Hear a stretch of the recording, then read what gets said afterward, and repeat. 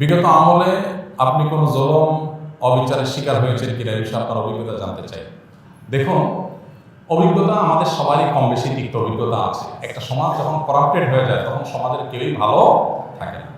এই নারায়ণগঞ্জের এসপির অফিসে আমাকে নিয়ে এমন অকথ্য ভাষায় গালিগালাজ করা হয়েছে, বেশি দিন আগের কথা। এবং এই সিদ্ধিরগঞ্জ থানার ওসি ছিলেন, আমি নাম আর বললাম না, ওসি সাহেব তিনি ভালো মানুষ ছিলেন, আমার পক্ষে ছিলেন। আমি একটা মাসআলা দেওয়ার কারণে সেখানে আমাকে ডেকে নিয়ে অকথ্য গালিগালাজ, আর ওসিরে বলতেছে যে থানায় নিয়ে প্লাস দিয়া হাত পায়ে নোটে দিবা, আমার সামনে বসায় দেয়। বুঝতে পেরেছেন? খুব গর্ব করে তিনি অমুক ছাত্র রাজনীতি করতেন, গর্ব করে বলতেছেন আমি ছাত্রলীগের রাজনীতি করতাম। এই নারায়ণগঞ্জের এসপি, এই বর্তমান এসপির কথা বলছি না, এর আগে জিনিস। তো এটা আমাকে বসায় নিয়ে থ্রেট দেওয়া। মাসআলা, আমি ওনাকে বললাম মাসআলা, আমার মাসআলা বলার ক্ষেত্রে কথা বলার অধিকার থাকবে আলেমদের। আপনি পুলিশ হিসেবে আপনি তো বলতে পারেন না মাসআলা আমি কোনটা বলবো কোনটা বলবো না, কোনটা সঠিক কোনটা বেঠিক, এটা আপনার বলার বিষয় না, আলেমরা বলতে পারে। উনি খেপে গেলেন এবং সবার সামনে যাচ্ছে তা আচরণ করলেন। কত শত অভিজ্ঞতা আছে, এগুলো আমি মানে সব কিছু বলার সুযোগ পাই না, আর বিশেষ করে বলতেই তো পারি না। কারণ কোনো স্ট্যাটাস আমরা লিখেছি, সেখানে দেখা গেছে যে 5টা এজেন্সি থেকে ফোন চলে আসছে, হ্যাঁ আপনি এটা কেন লিখলেন, ওইটা কেন লিখলেন, চাপাচাপি শুরু হয়ে গেছে। আমাদের ফাউন্ডেশনের সমস্ত হিসাব নিকাশ পুঙ্খানুপুঙ্খ রাখার পর সেটা আবার আমরা ভালো অডিট ফার্মের মাধ্যমে অডিট করে একেবারে এমনভাবে রাখি যে তিল তিল করে আমরা হিসাব ফেসবুকে পর্যন্ত দিয়ে দিই, কোনটা কত দিকিনি সেটা পর্যন্ত আমরা দিয়ে দিই। এত কিছুর পর দেখা গেল যে আমাদেরকে বিভিন্নভাবে নাজেহাল করার চেষ্টা করা হতো কোনো লোক। আলহামদুলিল্লাহ এর মধ্যেও প্রশাসনের উপরস্থ কিছু কিছু মানুষ পরেশান করলেও নিচু পর্যায়ে বা মাঝারি বা কোনো উপরস্থ কর্মকর্তাদের সহযোগিতাও ছিল। তাদের সহায়তা না থাকলে এদের আমরা আসতে পারতাম না। কিন্তু একটা বড় অংশ আমাদেরকে দৌড়ের উপর লাগতো।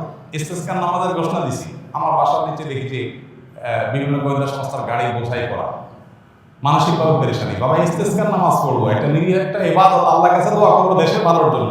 সেখানে দেখা গেল যে আমি বাসা থেকে বের হইতে না হইতে দেখি যে মানে একেবারে চারপাশে ঘিরে ধরছে সোজা কথা।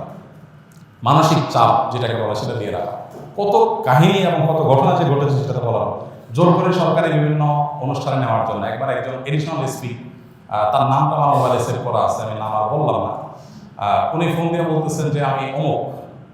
তো আমি বললাম হ্যাঁ বলেন। তো উনি বলতেছিলেন যে আমাকে সব হুজুররা কিন্তু চিনি, খুব নেগেটিভভাবে বলতেছেন, মানে হুজুরদের সব সাইজ করি আমি, আমার নাম সব হুজুরদের মুখস্থ, আপনার সাথে আমার প্রথম কথা হচ্ছে। এটা হলো শুরুতেই কথা না।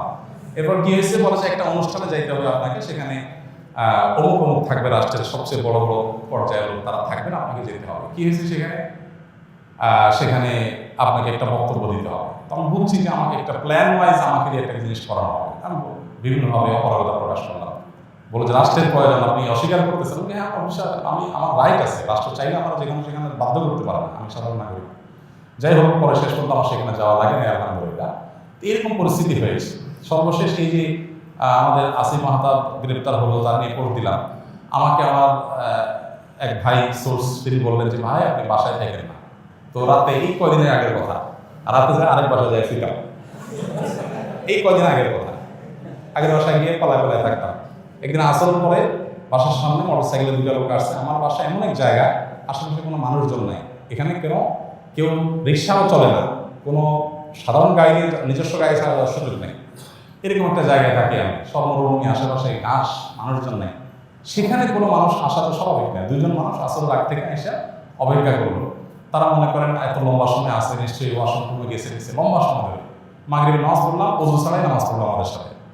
ওখানে যে জামাত হয় এটা জানার কথা, আমার বাসার নিচে গ্যারেজে ছোট করে একটা রোড, আমরা জামাত। যাই হোক, এরপরে যাওয়ার সময় আমাদের একজনকে জিজ্ঞেস করলো অমুককে তমুককে, নাম জিজ্ঞেস করলো, তখন আমরা বললাম যে এটা সংস্থা নেই। তো এইভাবে দৌড়ের উপরে এদেশের সবাই কম বেশি ছিল, নানাভাবে ছিল। আমার নামে ফাইল তৈরি করা হয়েছে, এমন ফাইল হয়েছে যে আমাদেরকে অনেকে বলতো যে আপনার ফাইল এমন মোটা হয়েছে যে কোনো মুহূর্তে আপনাকে ধরবে। এই মানে আন্দোলন যদি না হইতো, সফল যদি না হইতো, তো হয়তো এরপরে আমাদেরকে আয়না করে দেওয়া লাগতো। বুঝে আসছে কথা? তো এরকম একটা পরিস্থিতি এই দেশে তৈরি হয়েছে যে আসলে আমরা কেউ যে খুব ভালো ছিলাম বা ভালো থাকতে পারি সে সুযোগ কারণই নেই। এরপরও আমরা আসলে সংগ্রাম করে চেষ্টা করে যতটুকু সম্ভব চেষ্টা করেছি অস্তিত্বটা টিকে রাখার জন্য, তার জন্য যে কত মূল্য দিতে হয়েছে, কত থ্রেড, এগুলো হজম করতে হয়েছে, সকাল বিকাল পালায় বেড়াইতে হয়েছে, হ্যাঁ, বিভিন্নভাবে টোপ দেওয়া হতো যে সরকারি এই সুবিধা নেয় ওই সুবিধা নেয়। আলহামদুলিল্লাহ কখনো সেই সুবিধাগুলো আমরা গ্রহণ করি নাই, এবং এ ব্যাপারে আল্লাহ তালা আমাদেরকে গাইড করেছেন, এবং দোয়া করি আল্লাহ তালা আমাদের প্রিয় দেশটাকে এমন নিরাপদ করে দেয় কেউ কাউকে ভয় করে চলতে হবে না। আল্লাহ যেন সেরকম নিরাপদ করে দেন, এবং আমরা সবসময় আল্লাহ কাছে দোয়া করি আল্লাহ তালা যেন এরকম। আমি এর পাশাপাশি প্রশাসনের কিছু ভাইদের কথা বলবো যে আলহামদুলিল্লাহ খারাপের মধ্যেও কিছু ভালো মানুষ বিভিন্ন পর্যায়ে আছেন যারা টুকটাক সহযোগিতা করেছেন, তবে বেশিরভাগ ক্ষেত্রেই আমরা এ ধরনের নাজেহালের শিকার হয়েছি। আল্লাহ আমাদেরকে নিরাপদ একটি দেশ, নিরাপদ একটা ভূমি পাওয়ার তৌফিক দান করুন। আমাদের সমস্ত কষ্টগুলোকে আল্লাহ তাআলা দূর করে দিন। সকল মাজলুমের জুলুমের অবসান হয়ে যাক, সকল বৈষম্য দূর হয়ে যাক। মানুষ পেটে ভাতে যাই খায় থাকে অন্তত নিরাপদে যেন থাকতে পারে, কোনো থ্রেট, কোনো হুমকির মধ্যে যেন থাকতে না হয়। কোনো একটা কথা লিখলে, কোনো একটা কথা বললে যদি 5টা টেলিফোন আসে আর চাপ আসতে থাকে, তাহলে মানুষ স্বাধীনভাবে কোনো কথা বলতে পারে না। আর মানুষ যখন লেজ বড় হয় বা গাছ যখন বড় হয় তখন বাতাসও বেশি হয়। কাজ যাদের যত বেশি তাদের উপরে প্রেশারও তত বেশি আসে। আল্লাহ তাআলা এই প্রেশার মুক্তভাবে, অন্তত অন্যায়ভাবে যে প্রেশারগুলো হয় এগুলো মুক্তভাবে আল্লাহ তাআলা সবাইকে প্রিয় মাধ্যমে চলার তৌফিক দান করুন।